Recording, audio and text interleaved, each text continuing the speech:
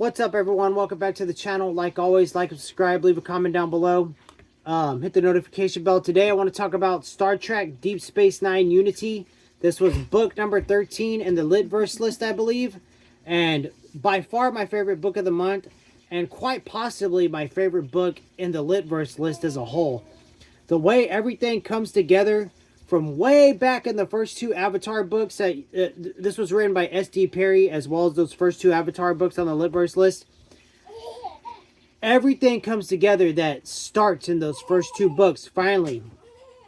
13 books in. So you get some closure with all that.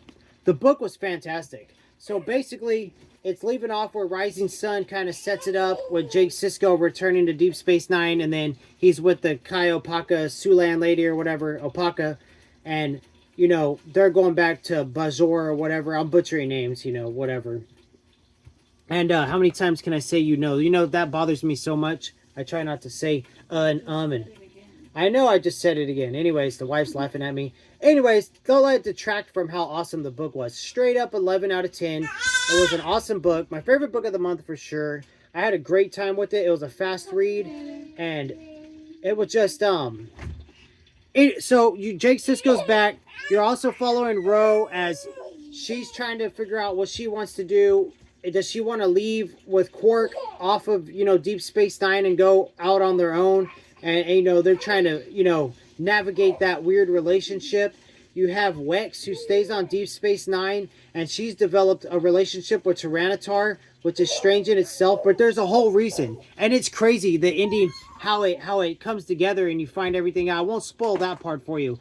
What I will say, though, in the book, though, the Avatar is finally born. You know, we're talking 13 books later. The Avatar is finally born. And Ben Sisko returns. It's freaking marvelous. It is just such a great book. It's such a great read. And S.D. Perry is a phenomenal author. She's a top 10 favorite author. There's no denying it anymore. She deserves a spot in my top 10, even though I'm only like 4 or 5 books into her work. There will be more before the end of the year for sure. And I'm really eager to get through the next generation, the series, the TV show, so we can finally get to Deep Space Nine, my wife and I, and really get to see some of these characters that I've fallen in love with reading these books, the books that got me into Star Trek in general, you know, because the one thing, especially with this book, and I want to say Rising Sun did it too, let me check. Maybe it was just Rising Sun that did it. No, it was this one, Unity. And the Avatar books, they start off with like these little paragraph summaries, just like 20, 30 pages of summaries, recapping everything that's ever happened. So if you're a new fan and you want to get into the Litverse, you want to get into Star Trek, you know, start with the 2 Avatar books. It's great. It covers everything and leading up into everything. And then the way the Litverse list is kind of split up, it works out fairly well. You're going between the simultaneous things happening in the Star Trek universe. I still think Rising Sun and Unity would have fit better after Mission Get. Well, you know what? I said that in Rising Sun, but I take that back, because the very end, when you're following Ben Sisko and he's thinking of things to come because he's seen it, he was with the prophets, he knows what's going to happen. It kind of leaves it open for what else is happening simultaneously across the Star Trek universe. So it makes sense now that Rising Sun and Unity, which if you read them together. It's about 700 pages, but the font is pretty large size, and they're easy reads. You know, they're easy reads. A 4-day max read of the 700 pages for sure. S.D. Perry's phenomenal. Her writing is smooth as butter, and you can read it so fast and retain it all. It's great. It's marvelous work. The book was just, as my aunt's son would say, it's peak. It's peak.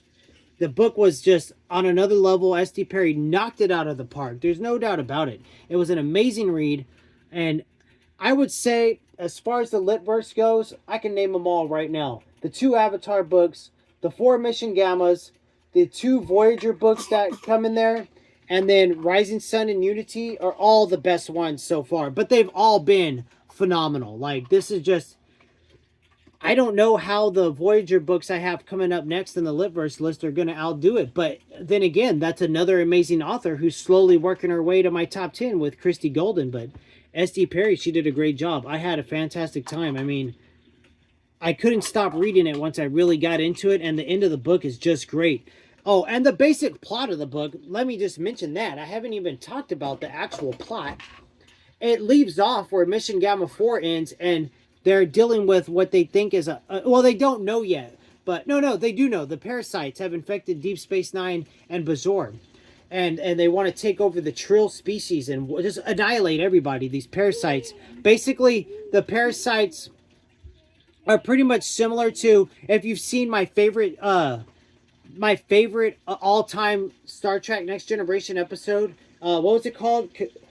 Oh man, I think it was called Contamination or something. It's off the first season.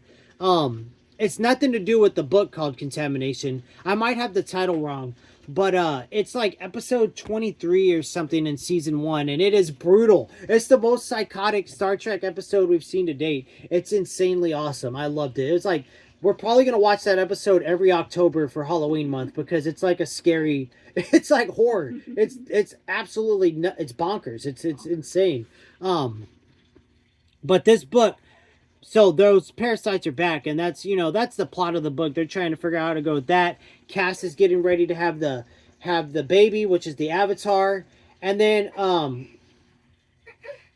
yeah, it's just a lot of stuff going on. So next up on my reading, I'm still reading Active War, the ebook I'm reading before bed. I'm probably going to buy the paperback and switch to paperback in bed. There is a Battletech book that I don't have the paperback for yet that I'm going to read on the ebook. But we'll go over all that when I do my writing/reading update vlog. But next up is Star Wars X-Wing Izard's Revenge. My final Star Wars book for the month of May. And it's Michael A. Stackpole, another top 10 author. I know I'm going to love it. It's going to be the best ever. And then I'm going to finish the month out, which I'll also go over there in the reading update vlog video. I'm going to finish the last, like, basically 5, 6, 7 days of this month reading Tom Clancy's Executive Orders. It's 1,358 pages of minute font. And I'm going to be reading that into the first few days of June, which is fine. I'm also reading the ebooks. I stopped listening to the audiobooks. As much as I absolutely love them, it just didn't feel the same, so. But I'll talk about all that in a later video. But Star Trek Deep Space Nine Unity, 11 out of 10. One of my favorite Star Trek books of all time. I couldn't recommend it enough, but if you're going to read it, you got to read the Litverse list. You could probably get away with reading it standalone because of the summaries in the beginning, but read the Litverse list. It's amazing.